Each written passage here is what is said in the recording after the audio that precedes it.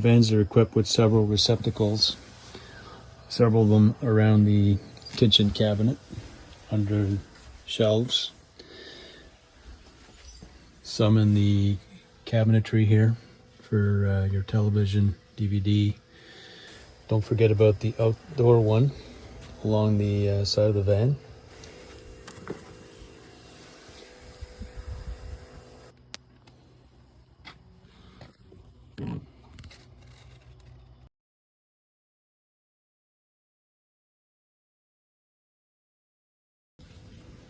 When running 120 volt AC, the circuits in our van are protected by circuit breakers, just like in a house. In our van, they're down here in the driver's side ottoman. These are just regular 120 volt breakers, just like in our house. So if you find something's not working, this is the place to check if a breaker's tripped. Again, in the driver's side ottoman is where you'll find this panel for all your DC breakers. So if you're running into issues with DC circuits not working, this is the place to start looking. There's also some status LEDs here to help you localize the issue and look for these numbers here along the label. A little access panel here as well. A lot of the circuits are located inside here. You'll see these two little boxes with red tabs. Those are your two of the DC breakers. This one here is the 80 amp DC breaker providing battery voltage to start your generator. And next to it is the whole house DC breaker, which is in this case 150 amps. When you're winterizing, you'll be tripping those two breakers to prevent any draw from the house batteries while in storage. But just realize that tripping these two DC breakers will have no effect on the inverter, which is directly connected to the batteries. So you have to make sure that you turn off the inverter at the inverter panel. Just to demonstrate, I'm going to trip this breaker here, the whole house 150 amp breaker, by pressing the red button. When I do that, a little black tab will spring out the bottom of this little box, and when it's time to reset the breaker, essentially reach underneath there and pull that little tab upward, and it'll restore power. So I'll demonstrate here. The lights will go off. Just kill the power. Whole house, nothing's working anymore. And as you can see, no effect on the inverter. Let's go back in here and reset the breaker. Breaker's reset. Spider panels are coming back up. Everything's up but the lights. So let's put some lights back in here. No effect on the inverter. The inverter is located in the passenger side ottoman.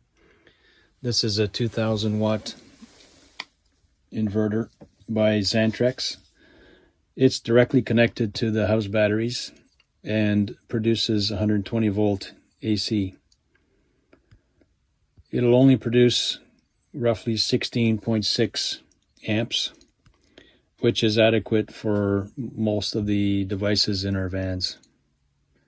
If you're running a high wattage appliance or hair dryer, let's say, you have to be mindful that you're really drawing a lot of power from your batteries through the inverter.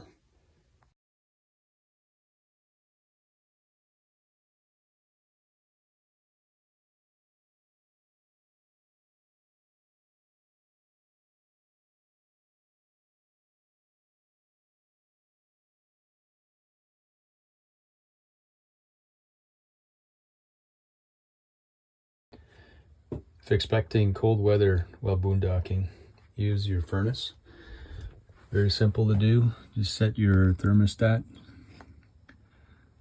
to your desired minimum temperature, either when you're sleeping or during the daytime, and your furnace will kick on. We'll start with just the fan first. After about 30 seconds, you'll feel some heat coming out.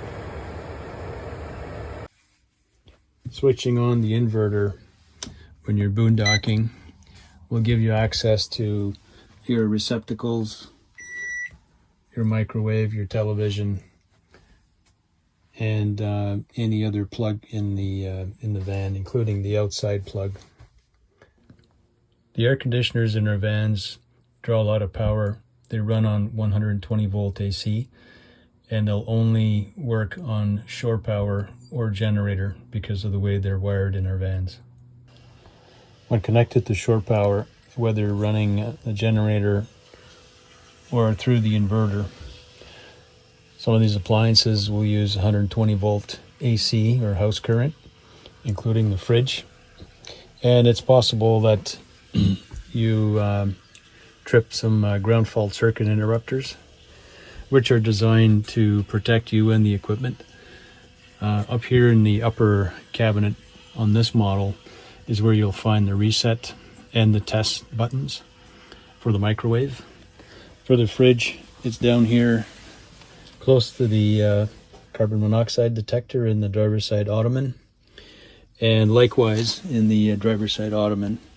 But inside here is where you'll find the ground fault circuit interrupter for all of the receptacles in the van.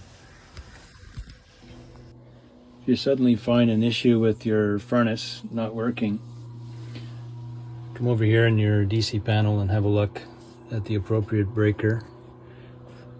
And if it hasn't popped, over here next to the fridge area over the ottoman is an access port, and there's a reset button on the side of the furnace here that you can double check.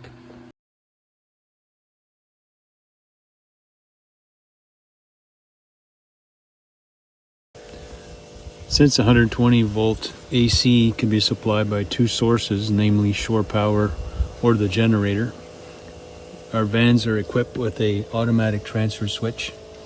In this particular van, it's over in the sidewall on the driver's side. While coming from your batteries are these huge cables. These are DC voltage cables leading to the inverter to convert DC power to house current 120 volts AC. In this particular model, in this side, here's our EMS storage and power cord. And over here, we have the AC to DC converter and charger, which takes house current or 120 volts AC, either supplied by shore power or the generator, and the output goes into the batteries for charging.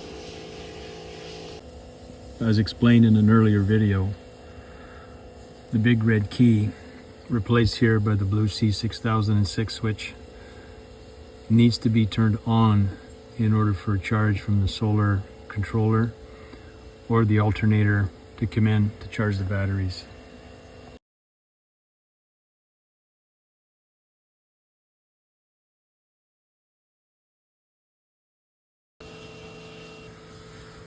Solar charge controller is wired such that when you turn off your big red key,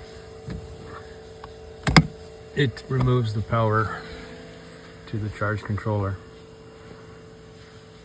So when you're winterizing, you know that the battery power isn't being drawn, at least from this.